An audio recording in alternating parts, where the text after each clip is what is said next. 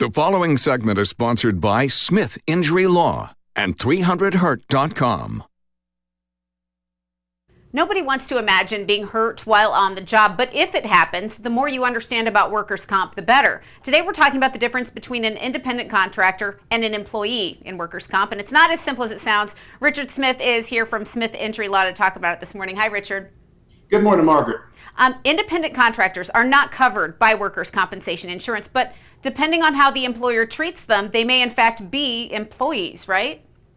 That's correct. It's not just how you pay them. That's what most employers think. If I just pay somebody cash or I pay them on a 1099, then they're not my employee, but that's not correct. It depends on the four factors to determine whether they're actually an employee or not. Right, as we'll get into those. You're not winning benefits then for independent contractors. You are proving that these people are in fact employees based on those four factors you talk about. So in South Carolina, the first factor considered by the Workers' Compensation Commission is direct evidence or right of exercise of control. What's that? Well, that's basically controlling the employee. If you tell them what time to come to work, how much time they have for lunch, what time they have to be finished, you control how they're going to do the job, what materials to use. If it's, the more control would you exercise over that individual, the more likely they're your employee and not independent contractor. Okay, and the second factor the commission considers is the furnishing of equipment.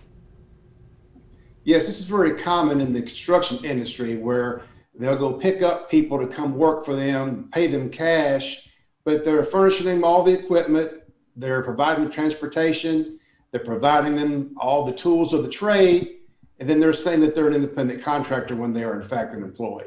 And the third factor that is considered is method of payment. What do we need to know there?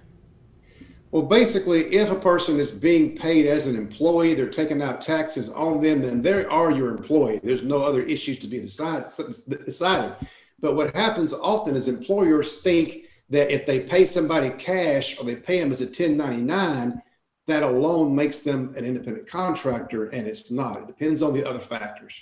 Finally, the Workers' Comp Commission looks at the right to fire. What do we need to understand there? Well, as simple as it sounds, if you can fire somebody, not just because you don't like the job that they did, but because they're not doing the job the way you want them to, if you have control over them such that you can fire them if they're late to work, if they miss time from work, etc., it's kind of the same as number one. It's based on the idea of control. If you control them and you can hire or fire them at will, then they're more likely an employee. All right, that was a big takeaway. Depending on how the employer controls the claimant in the performance of the work, that claimant could be an employee instead of an independent contractor when it comes to workers' comp. A lot of people don't realize that. Anything else you want people to know before we go today?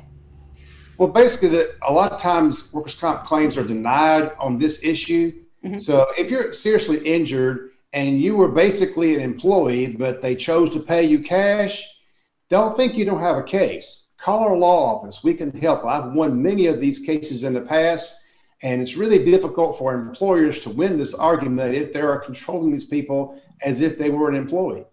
Absolutely. Well, great information at Smith Injury Law. Your practice areas include personal injury, workers' compensation, car and truck collisions, and Social Security disability claims.